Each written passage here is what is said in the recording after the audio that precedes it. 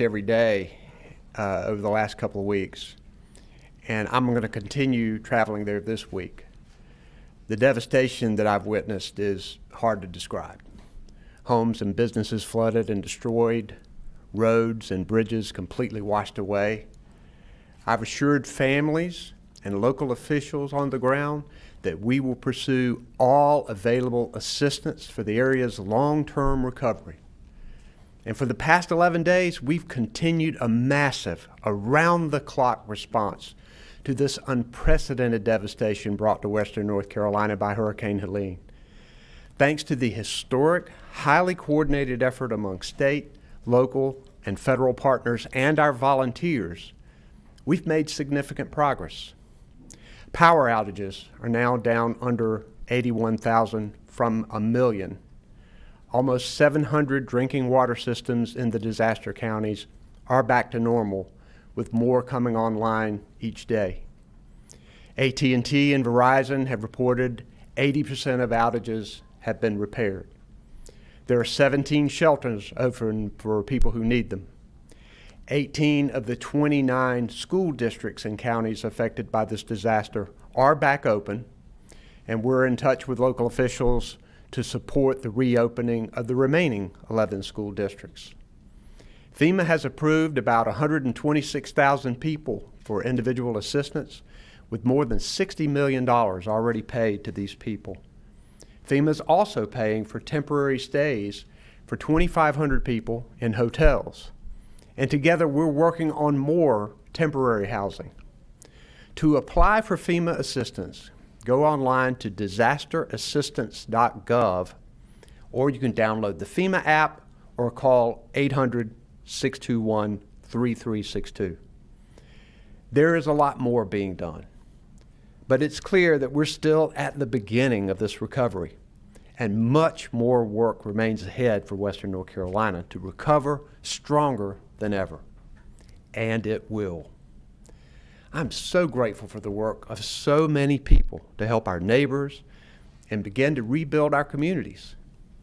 I want to extend my deepest condolences to those who've lost loved ones. I've seen firsthand the pain in the eyes of so many of you, but I've also seen determination at the same time. I've heard firsthand about amazing acts of courage and compassion, a firefighter pulling a woman out of a kitchen window as her house flooded, a rescue worker taking chemotherapy drugs on an ATV to a hard-to-reach home. Hurricane Helene was a powerful reminder of nature's might, but it also revealed the unbreakable spirit of our people. To all those who continue to work tirelessly, thank you. Your bravery and dedication show what being a community means. Today, response and recovery operations continue in full force in Western North Carolina. We've had a constant search and rescue work and food and supply delivery in rugged terrain by local emergency responders, FEMA, the North Carolina National Guard, active duty military personnel from Fort Liberty and Fort Campbell, State Emergency Management, the Highway Patrol, and local law enforcement, the Department of Public Safety, the Department of Transportation, the Department of Health and Human Services, the Department of Environmental Quality, and other agencies, along with all of our volunteers, to ensure that aid reaches people as swiftly as possible. This is a true all-hands-on-deck moment. With this enormous effort underway, it's important to point out the onslaught of lies and misinformation that are impacting the people there on the ground. This misinformation is confusing to people trying to get help.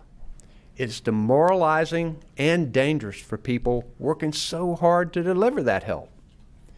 I strongly urge people to verify with respected news sources the information and the videos that have been sent to you. Ask questions. Don't hesitate to ask for assistance from FEMA or from state responders. On the other hand, many people are looking for ways to help. I appreciate the efforts of the legislature today to pass a bill to aid these communities. We've also activated the North Carolina Disaster Relief Fund managed by the United Way of North Carolina.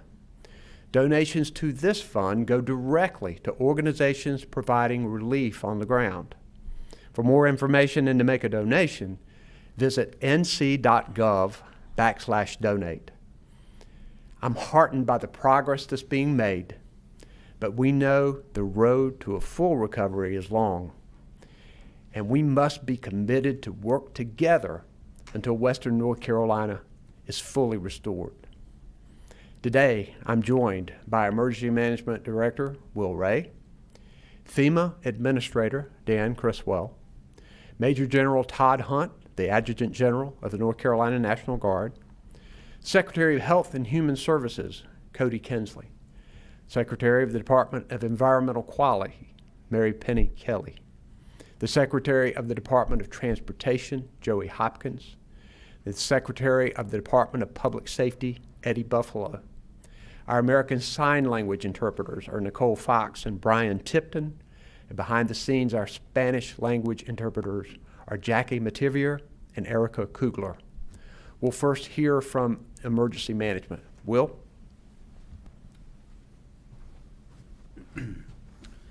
Thank you, Governor. Good afternoon, everyone.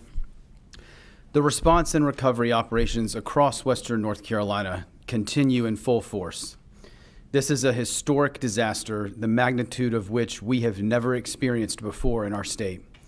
The road to recovery will be long, but North Carolinians are strong and resilient, and together we will recover from this disaster. The State Emergency Response Team, assisted by states from across the country, the federal government, the private sector, community-based organizations, nonprofits, and volunteers, have come together to execute the largest whole-of-community response in North Carolina history.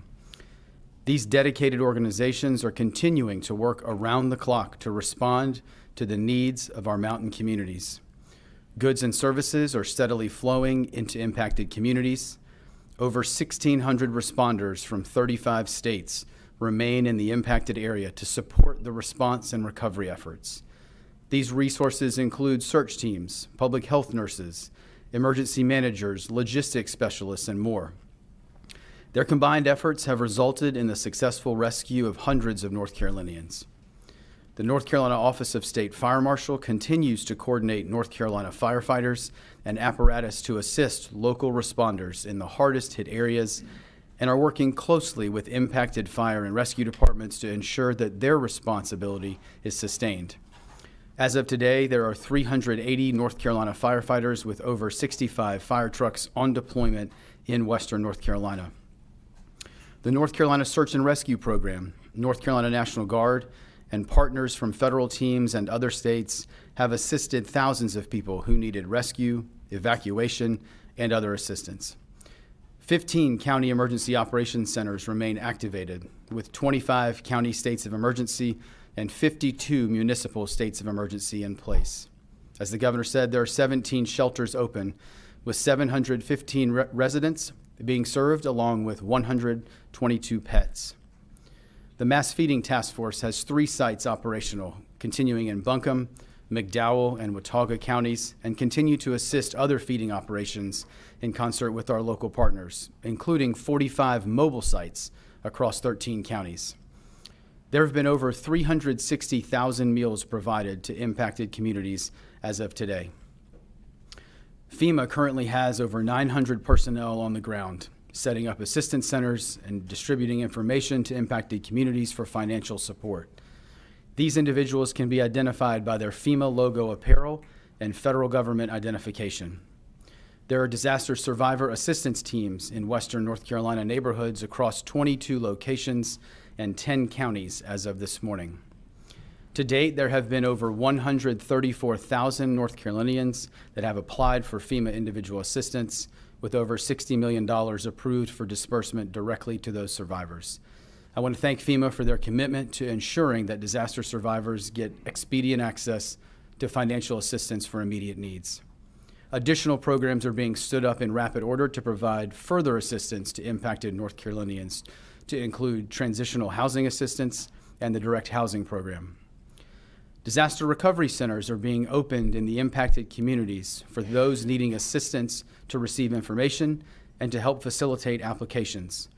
We will see disaster recovery centers open in Buncombe, McDowell, Caldwell, and Jackson counties this week.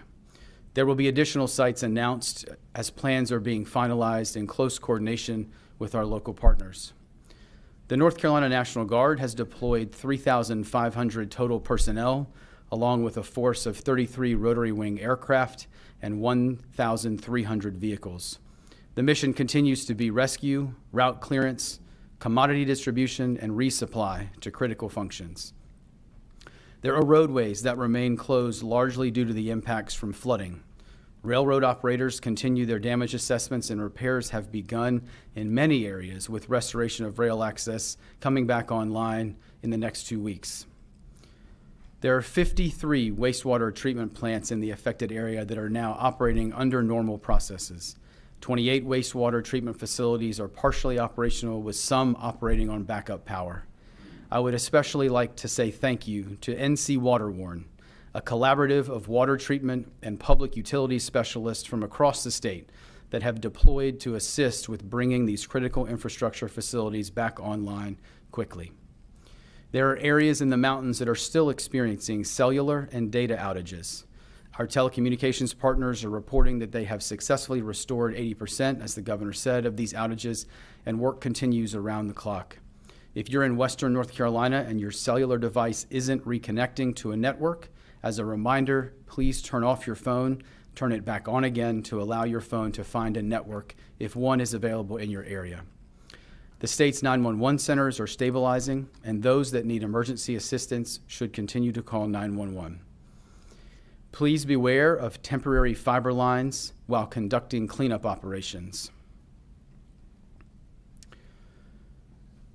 Finally, I want to personally thank the thousands of people that have converged on Western North Carolina to assist in this massive effort. We talk about the whole of community approach, and over the last 2 weeks, we have seen it put into action to support those in Western North Carolina. There are countless stories of the heroic efforts of communities and neighbors helping each other. Public sector, private sector, nonprofits and volunteer agencies, your dedication to help our fellow North Carolinians will never be forgotten. To those in Western North Carolina, we are here and we remain with you. Thank you, Governor. Thank you, Director Ray. We'll now hear from FEMA Administrator Deanne Criswell to share her an update. Thank you, Governor, and good afternoon, everybody. First, I would just like to express my appreciation for the amazing partnership that I've had with the Governor as we have been able to go out, talk to the people, as you heard, hear what their needs are, and ensure that we are moving our federal resources into the places that they are needed most. We will continue to support the governor's priorities, as you heard from Director Ray, search and rescue operations, helping to get access to isolated communities, moving the resources from the pods to the people, and helping to restore the critical infrastructure. We have brought in thousands of federal personnel to support all of these different missions, and I want to assure the people of North Carolina that while we watch Hurricane Milton approach the coast of Florida, you can be assured that no resources are going to be taken from North Carolina. Those that are here on the ground are here to support the efforts that are still needed for the response and the initial recovery, and we will continue to bring in whatever is needed to support these ongoing recovery efforts. Now, I'm going to be traveling to Florida later this afternoon, so I can be there to integrate with the state of Florida and help with their initial response. But my regional administrator, Robert Saman, has been here on the ground with the governor, with Director Ray since the beginning, and he will remain while I am in Florida to help with this critical response. I will return to North Carolina to make sure that all of our federal assets, the entire federal family, is moving to the places that are needed, and if we need additional resources, we will continue to bring those in. Thank you, Governor. Thank you, Administrator Criswell. We'll now hear from Major General Todd Hunt, the Adjutant General of the North Carolina National Guard.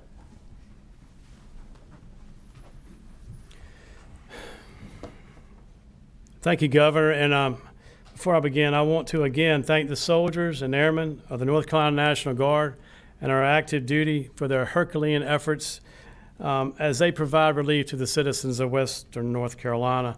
I also like to emphasize that the North Carolina National Guard has been there before the storm. They were in Asheville the night of the storm and surrounding areas, and so we have always been there.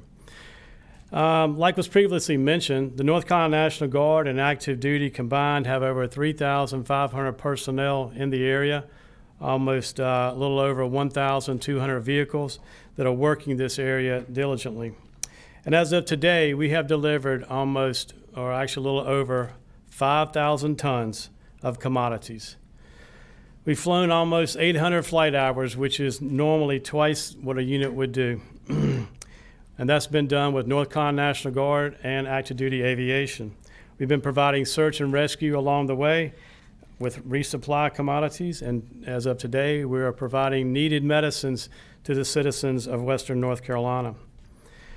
We have soldiers that are currently working their engineering units, and they're working with DOT to clear roads along the way and secondary roads, and we've also cleared over 1,000 obstacles as of today. We've integrated with the Highway Patrol to ensure roads remain open and not clogged so that commodities and emergency vehicles can make it to where they need to go, and making sure that all of our commodities are met. I would also like to thank the North Carolina Air National Guard as they continue to do resupply coordination and commodities with their C-17. On the first day, we delivered almost 100,000 pounds of water into the community. The National Guard and the active duty components that we have with us have touched every county in Western North Carolina. And we have liaison officers with Starlink and communication tools that can help with our emergency management partners as well. Again, we continue to provide search, rescue, relocation, commodity distribution, warehouse operations, support to engineering and DOT to clear some debris, and help with small, rapid road repairs. And of one note, the North Carolina National Guard, like all National Guard units, is a hometown-based force. It's the very foundation of our organization. I'd like to give a short example of how that works. So we have Captain Pate. Captain Pate is a traditional guardsman who drills, once a month and during the summer, but he's also a UPS driver in Avery County. So right now, Captain Pate is our liaison officer with emergency management in Avery County, using his civilian skill set because he knows the road networks and who's there in the county to help provide additional commodities from the commodity post or the commodity station to individual homes as necessary. So that is how the National Guard is working in our communities, and our active duty brothers and sisters are doing the same thing. So in closing, I want to thank the soldiers, airmen, and the active duty and their families, many of who within the region have lost all they have and their homes, but have still answered the call to serve and for the citizens of Western North Carolina to make a positive impact on their return to normal life. Thank you, Governor. Thank you, General Hunt. Now I'd like to ask Transportation Secretary Joey Hopkins to share an update. Thank you, Governor. While we still have many roads closed and damaged, we're thankful for our crews and contractors who have reopened more than 460 roads. We're reporting just over 600 road closures in our system. 98 of those are primary roads, and this number is still changing daily as communications improve and we reach more sites. We've identified more than 5,800 damaged sites. This includes more than 500 bridges and 600 culverts. And we do expect at least 100 bridges will require full replacement. That number could rise as we learn more from ongoing assessments. We have awarded a contract to Wright Brothers Construction to stabilize the westbound lanes of I-40 there in the Pigeon River Gorge. The contract does include incentives to be complete by early 2025. We're also coordinating with Tennessee DOT since they have damage on their side, as well as collaborating with our partners at FHWA on the long-term plan for reconstruction of I-40 here. We plan to have that contract underway before the stabilization operation concludes. On the personnel front, we have more than 2,100 DOT employees responding to recovery efforts. This includes 1,700 working directly in western North Carolina, and we have more than 1,100 pieces of heavy equipment, dump trucks, backhoes, loaders, and graders in the affected area. In addition to this, we have hundreds of contract employees, DOT crews from both Florida and Kentucky, the North Carolina National Guard, and the U.S. Army Forces assisting in our efforts.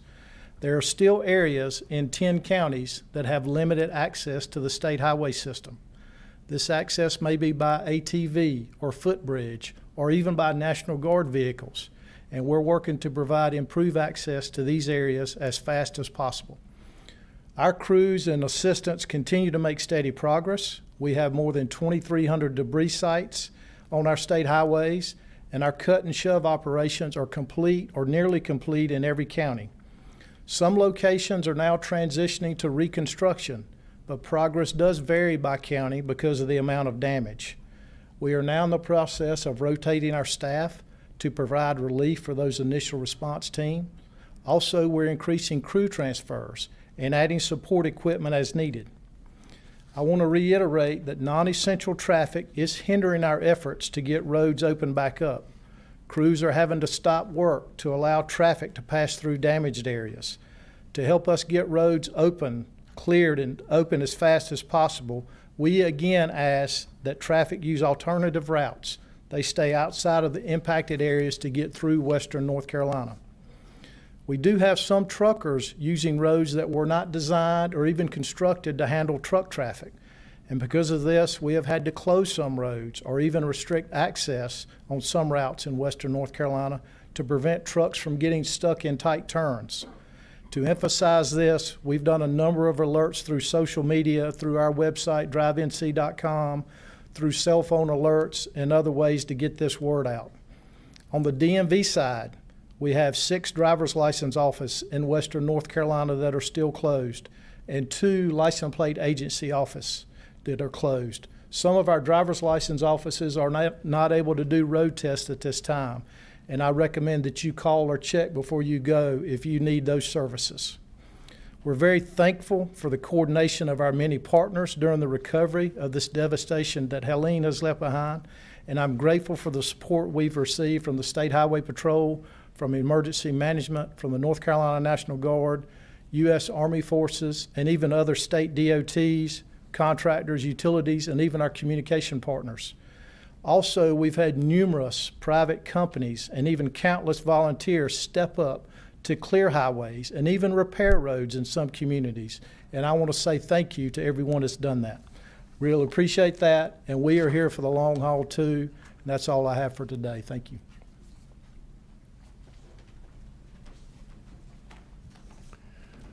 Thank you very much, Secretary Hopkins.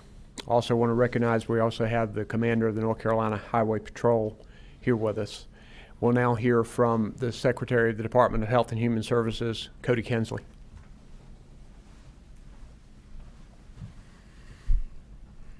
Thank you, Governor. Our entire team at the North Carolina Department of Health and Human Services is committed to supporting every corner of Western North Carolina in the wake of this disaster, now and for the long haul. First, all hospitals are operating and accepting patients. Common to a disaster response, we are transferring some patients among facilities to relieve pressure on any one facility. We have deployed 3 disaster medical assistance teams to Lenoir, Asheville, and Spruce Pine to support emergency departments and inpatient units. Additionally, we have established 2 field hospitals, one in Mills River and Hickory. Second, we are proactively reaching out to vulnerable individuals. We're in ongoing contact with all nursing homes, and 95% or more of the assisted living facilities and facilities serving individuals with disabilities in the region. When we can't reach facilities by phone, we are dispatching ground and air assets. We have accounted for and ensured the safety of every child in foster care in the region. We're also working with insurance companies and local partners to proactively reach out to and support vulnerable individuals living at home. Third, we are supporting access to health services in communities. There are currently 234 pharmacies open in the region, at least one in each county. All opioid treatment programs are open, and individuals can be served at any of these facilities. Lists of these locations are available on our website, ncdhhs.gov. We've opened a community healthcare site in Burnsville, equipped with essential medications, medical supplies, and ambulances for immediate support. Fourth, in addition to the food distribution available at mass feeding sites, we have provided SNAP benefit flexibilities. Individuals can now use SNAP benefits to purchase hot food at EBT vendors statewide. We also automatically replenished $24 million of SNAP benefits for 200,000 individuals in the region. More than 80% of EBT vendors are operational. We've sent over 10,000 cases of baby formula into the region.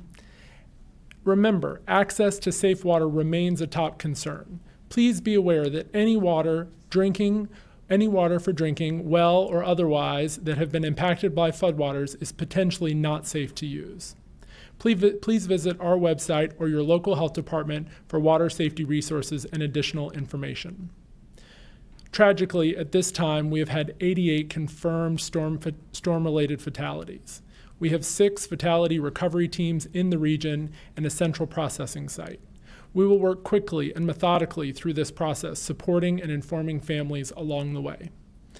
Last, I want to remind everyone that any disaster, but especially one of this scale, is traumatic. There is no right or wrong way to feel. We have deployed mental health counselors to shelters and want everyone to know that they can call the Disaster Distress Helpline at 1-800-985-5990 for confidential counseling and support. Much is underway, and there will be much more to do.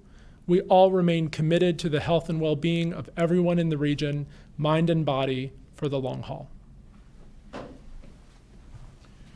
Thank you, Secretary Kinsley. We'll now hear from our Department of Environmental Quality Secretary, Mary Penny Kelly. Thank you, Governor. During and after Helene, the Department of Environmental Quality moved quickly to keep our environment clean and safe, especially safe drinking water. We continue to monitor dangerous conditions along reservoir dams, assess the extensive damage to water treatment systems, mobilize repairs, and provide alternative drinking water treatment. Our primary mission right now is to get public water systems back online so that they can provide safe, reliable drinking water for everyone in Western North Carolina. There are more than 700 public water systems in the disaster area. The storm devastated many communities, including washing away water lines that provided clean drinking water to homes. As of today, 29 systems that are closed are not producing water. 8 systems are without power. On the good news side, thanks to the hard work of many people, we have seen a lot of systems come back online. More than 1 million residents can access clean drinking water in their homes. Those numbers continue to improve as power is restored and emergency repairs are being made. Our staff are talking directly to local officials and system operators to understand what they need and provide technical assistance. We're coordinating additional lab capacities so that as systems get back online, they can sample and lift their boil water advisories and get safe drinking water to residents as quickly as possible. We are also looking ahead at how we can assist water and wastewater systems with any gaps in their funding needs.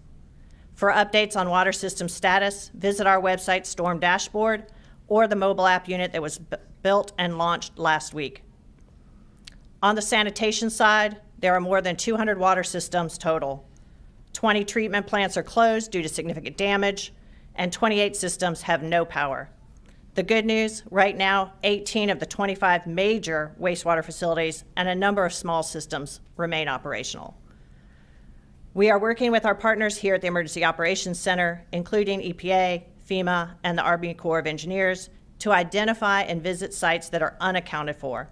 Whether that's a water plant, a wastewater plant, or an industrial facility, we will perform assessments of those that are offline to address impacts caused by the storm. This is an all-hands-on-deck effort. We are also working to approve and coordinate disaster debris sites and landfill capacity so cleanup efforts can move quickly and responsibly.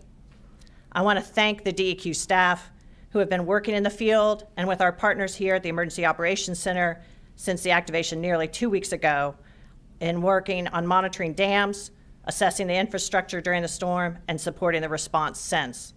We know there is a tremendous amount of work to do. DEQ will be here to assist and support our communities for as long as it takes as they recover and rebuild. Thank you. Thank you, Secretary Kelly. We also have our Secretary of Department of Adult Correction, Todd Ishii, with us. We'll now take questions from media in the room. If you would approach the mic over there to the right if you have a question.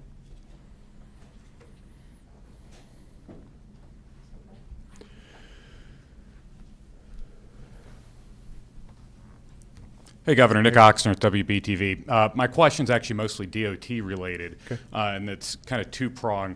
The first, as it relates to the I-77 toll lanes. Of course, I-77's seen an influx of traffic since you can't get on I-40.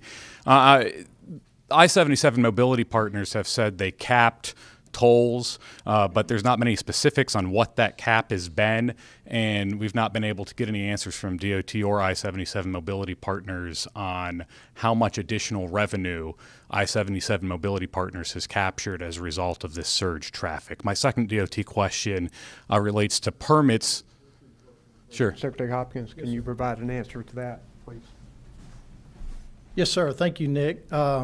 We started getting some emails, I say on Tuesday of last week, if I remember correctly, about people using the managed lanes on I-77 North, about toll rates being much higher than previously. And interesting enough, when we first started looking at it, the volumes weren't any higher than pre-storm, and it's still that way now. But once you drill down into it a little bit further, the volumes on the managed lane are much higher than pre-storm. But not overall volume. So our Turnpike Authority has worked with Mobility Partners to cap that maximum rate. The way the algorithms are written for the managed lanes, the rate goes up when the volume goes up. And so we've worked with them to cap those rates at pre-storm max, and also to waive the 45-mile-an-hour minimum requirement on managed lanes. And so they have implemented that. I don't have the numbers as far as revenue, but happy to help you work with Mobility Partners to get that at some point in the future. My second DOT question, if you don't mind, is as it relates, my understanding is that there were trucks staged in Hickory and elsewhere from the National Guard to respond to the disaster area in the western part of the state that had to sit there over the weekend because DOT implemented a permit requirement for all these trucks after an incident. And it took until Monday to start issuing those permits. So wondering if you can shed some light on why there was a delay and whether or not those trucks have now been deployed and you got that permit issue resolved. Yeah, I can't speak to the specifics of that, but I will respond to the requirement of a permit for these. Anytime you're moving an oversized or overweight vehicle, we do have permit requirements for safety reasons, and we have a dedicated staff that just deal with permits all across the state, whether you're an overweight vehicle or oversized. So we don't want to put a heavier piece of equipment on a bridge that can't handle that weight, or a taller piece of equipment under a bridge is not tall enough. So we did have some backlog over the weekend, and it was taking as much as 16 hours to issue permits. Now it's taking less than an hour anytime we get a permit request in from those offices. Thank you. Mm-hmm. Maggie Newland, CBS 17. One of the main concerns we've heard from especially these smaller communities is the lack of communication both immediately after the storm and continuing. Did any of these counties have satellite phones already in place? And if so, or if not, what will be done in the future to ensure that communication isn't a problem going forward? The lack of communication because of the almost complete destruction of the infrastructure for cell phones was a huge problem for the get-go. People couldn't communicate with each other. Local officials couldn't communicate with each other. So I think it shows us that as we rebuild these communication systems, that we make sure that we're doing it in a smarter and more resilient way, because pretty much everything was down and out. And there's still some pockets there that do not have cell phone service as we're trying to get it back. I will turn it to Will Ray to see who might have had satellite phones there from the beginning. Go ahead. Thank you, sir. Thanks for that question. So many of our public safety partners, many of the agencies that you see here, both at a state level and local level, I think we have a number of redundant communications platforms in play. Obviously, that does not get to the wider communication challenges in the community, but from a public safety standpoint, we did have some redundant capacity there to be able to facilitate some of that life safety need during the event. Some of our systems, particularly the one maintained by the State Highway Patrol, did maintain operation from a radio network. So while we did see some degradation on other sides of the communication space, there were others that did withstand some of the force of this event. As the governor said, I think as we review this, we're going to take a hard look at what additional capacity or capability may need to be deployed into areas of the state. Certainly, the terrain and just geography of this region offers some unique challenges. And I think as we look at, as the governor said, rebuilding not just the infrastructure, but the deployment of additional redundant platforms, all of that is certainly going to be taken into account. I have a quick for the National Guard. Can I? We've seen, everybody's seen the video of the Black Hawk helicopter and the blowing away the donations. I understand that is under investigation. Can you talk at all about that? And can you explain what kind of communication is in place between the National Guard and, say, local law enforcement or other local officials in terms of coordinating donation drops or whatever landing may have to happen? Yes, ma'am. Thanks for asking that question, honestly, because that was a North Carolina National Guard helicopter. It's under our command, and I'll take responsibility for it, and we own it. What the situation was they were bringing in a generator to that landing site. As they approached, they noticed that there were too many people and too many tents and commodities too close to the landing site, so they pulled in power to take back off, like a go-around in a helicopter. And the rotor wash caused that damage. The crew has been grounded. We are under investigation. Safety is our number one paramount with our forces that we have on the ground. And so we are, again, continuing to investigate that. We do have some communication with the landing sites and the people that we are going to take commodities to. It's matured over time. Initially, we had no communication, so we were just making a call and landing. But now the landing sites have been more mature, and we do have communication with emergency personnel that are on the ground. And we are very sorry that happened, and again, the investigation is underway. Thank you. Yes, sir. WTVD. Is there anyone still in Western North Carolina who is unaccounted for? And if so, what efforts are being made to contact them? And if any challenges do exist? This is something that is happening every single minute of every day to make sure that we find everybody in North Carolina. There were a lot of lists that were accumulated in 211, the American Red Cross, other reports. I'm going to recognize Will Ray to talk about how all of that is being coordinated, but we won't rest until everybody is accounted for. Many of the counties have reported that people are all accounted for, but we're still waiting for some results from some counties as all of these issues are merged. But Will, I'll call on you.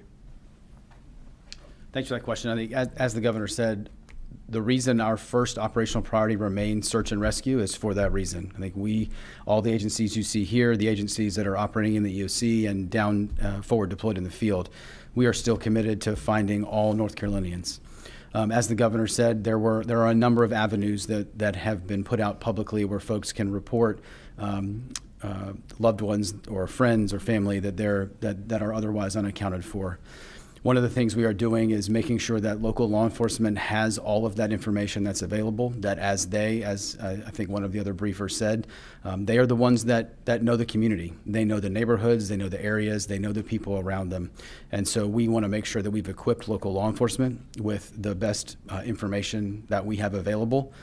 We are also leveraging some capabilities from our state law enforcement partners as well as our federal law enforcement partners to use technology or other solutions to be able to assist in identification of where people may have moved to or where they may be. And so, as the governor said, it's incredibly fluid as there are a lot of groups providing information.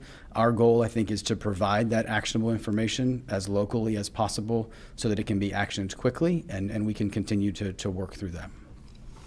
And then one question for Administrator Criswell. You said that you were heading to Florida later today to assist with Hurricane Milton. What further message of confidence can you give to the community in Western North Carolina that FEMA will in fact be here for the long haul, seeing as Florida is dealing with its own set of challenges right now? Yeah, absolutely. The resources that I'm moving into Florida right now, let me just start with, I have over 1,000 people in Florida currently supporting the response to Hurricane Helene, as well as previous disasters that they have had, hurricanes over the last few years. We've moved additional search and rescue personnel that did not impact the ability to support what Director Ray is continuing to do. And we've moved in other resources that weren't engaged. And so, again, we are not moving resources that are actively engaged in the priorities that the governor has set here in North Carolina.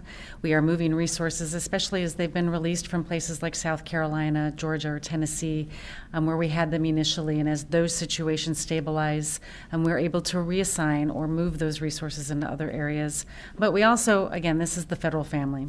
We can draw from all of them, from across the federal government, from across the United States, to move into Florida. And so I can guarantee that we have enough staff to support the immediate response needs that are going to be needed for Hurricane Milton, as well as continue the efforts that we are providing here in North Carolina.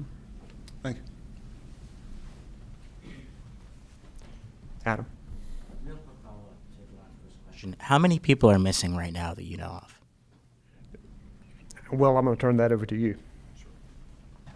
So we're certainly happy to follow up with you offline. I don't have the current number in front of me. Again, as I said, I think this is part of one of the challenges is there are, I think, multiple different data sets out there. Again, we're trying to make sure we provide that information as quickly as possible to those local law enforcement agencies, working with our chiefs and our sheriffs to adjudicate that quickly, to be able to give families that are waiting some comfort or some sort of resolution of the matter. And so can certainly follow up with you offline on kind of what estimates look like. But again, right now, I think the big thing is this team here, the team operating in there and forward are committed to continuing that work to support operations in Western North Carolina. Thanks. And then there's a lot of frustration right now about people thinking they're not seeing government out in Western North Carolina, thinking they're not seeing National Guard or FEMA or whoever. Could you guys maybe walk me through some of the cadence of how you're getting into these more rural communities, maybe how often you're there, what the supply, I know it's going to be different on every instance, but just sort of walk me through what that looks like. Yeah, I'm going to turn that over to Will in a minute, but I'll tell you this was an unprecedented disaster over a very wide area in very rugged terrain with very many different places that are very hard to get to. I understand people's frustration and have talked to many people in Western North Carolina myself. I will tell you this, we want to go where anybody needs help. So if someone has reported to you that they haven't gotten help, let us know and we will get there immediately. Because the issue is that the National Guard, FEMA, local responders, state responders are all throughout the community. And I'll turn it over to Will to tell you a little bit about the cadence of what happens. Thank you, sir. So thanks for the question. And I think one of the things, the reason we've covered some of the material that we've covered in some of the briefing points is so folks understand the number of personnel from state agencies that are in the area of impact. Right now, there's 33 counties that are in our western region. 27 of them are in the declared area for this event. So the elevation and the geographic span square miles that covers is significant.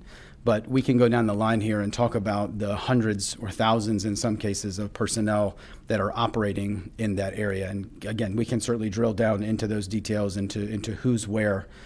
But I think one thing the governor said is important. I think we are here to support the needs of our local communities, period. And we use liaisons that are embedded with them from a lot of different agencies to determine what that demand signal is and what these community needs are to be able to get whatever the resource is into that region. And so you have liaison officers from many of the agencies you see here and some agencies you don't up here that are in those EOCs, that are in those counties today, trying to make sure that those agencies working tirelessly locally have what they need. So again, happy to follow up with the full scope of specifics of number of agency, number of personnel, and where, but between personnel, between teams from out of state, between the hundreds of thousands of pounds that you've heard about of commodities and equipment moved in, I think, again, we are surging support into Western North Carolina. But I think here's the other thing. I think one of the important things about this event is what is often overlooked. The fact that there are churches and groups in those communities right now doing incredible work, taking care of the needs of the community. Those are groups that we can come alongside and support. These are groups that that local governments can come alongside and support. And so I think, again, it's a term we use of whole of community, but I think this truly is an example of it. To respond effectively to an event of this magnitude and scope, it truly is going to take that partnership. It's not a public sector function alone. It's private sector, nonprofits, volunteer agencies, churches, other houses of worship. It takes neighbors helping each other. And I think that, to me, is one of the takeaways from this event. That's what we've tried to reinforce to our team, is what you have seen publicly is communities taking care of each other and meeting the needs. And our job is to support that work. And then one more for Secretary Kelly. How many industrial sites have you guys not been to yet? So there are several that we haven't been to yet. We are deploying into the field when the roads are cleared and we're able to get out there. We're starting to make those assessments. We're doing deeper assessments. Our priority has been water and wastewater. So as we're getting requests in from industrial sites, we are responding to those and seeing where their wastewater would normally go. If they need an alternative, we're tasking that out as well. Thanks. Online? Yes, question from someone calling in. Brian Anderson with the Anderson Alerts. Go ahead, Brian. Hey, can you guys hear me okay? Yep, we can. Perfect. Thank you so much. I've been under the weather, so I appreciate y'all fielding questions remotely for us. I know everyone standing up there cares deeply about the people impacted by this hurricane, and there's obviously a Herculean effort on the ground right now. But I just heard a great deal of frustration from folks who felt abandoned in the first days of this tragedy and 12 days later are still concerned about people unaccounted for. I know a couple other folks had asked a similar question, so I'm just hoping maybe you can share some light onto it. Could you just share how many people are still unaccounted for, how many North Carolinians are dead, and how many of these deaths were weather-related versus ones due to a lack of food or water or other necessities? And I know someone had said there's an effort to share that information with local law enforcement, so I'm just hoping someone might be able to share that publicly here today as well. There are 88 people in North Carolina who are confirmed deceased at this time. Secretary Kinsley has made a report. I'm going to let you give that report again, if you can, right now on that issue. Thanks, Brian. As of right now, there are 88 storm-related fatalities in North Carolina. We have 6 fatality teams that are out systematically going through the region to identify remains and to process them.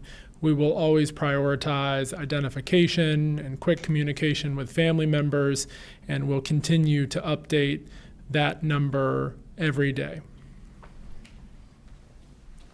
And there are, as we said earlier, there are many lists that have been accumulated of people reporting people that they couldn't get in touch with. The biggest issue we have now is that most of those people have now gotten in touch with people who made the report, yet we had not been able to close the loop on that to be able to make sure that everything is in place. So there is work going on in every single community, and I know Secretary Buffalo has been working with every county. Many counties have reported none unaccounted for. I think that number is going to be very low, but we're hesitant to give you a number right now regarding that because most of that is still in the works. But we are looking every day and making sure we're checking on everybody, door to door, talking to people in communities, trying to make sure that every person in Western North Carolina is accounted for. Any other questions? The next question, and the last question online, is from Katie Soloff with Axios News. Katie, please go ahead. Good afternoon. Thank you for taking my call. I fully understand and appreciate that the focus right now is on search and rescue and restoration of essential services, but I'm also curious about the aid to small businesses throughout Western North Carolina who help sustain the area's economy.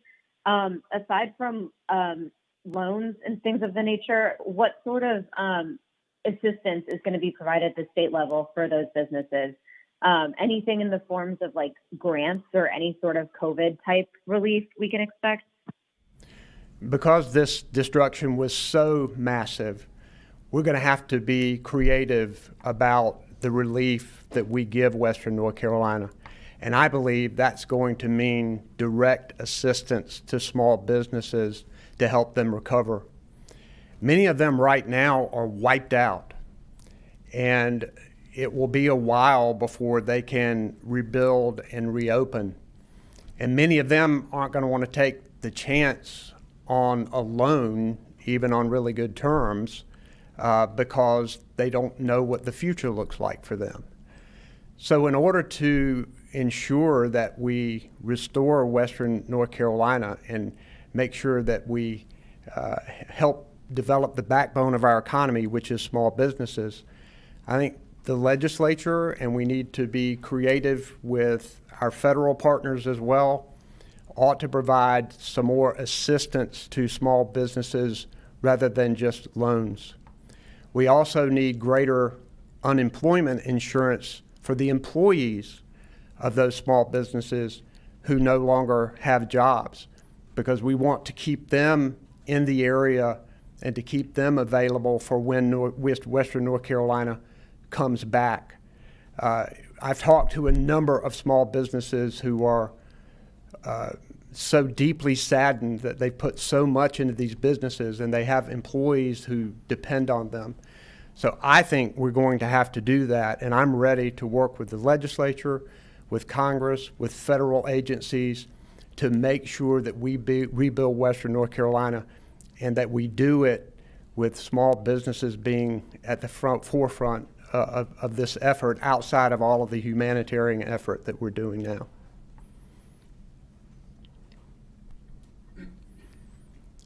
Okay, that's the end of the questions. Thank you very much.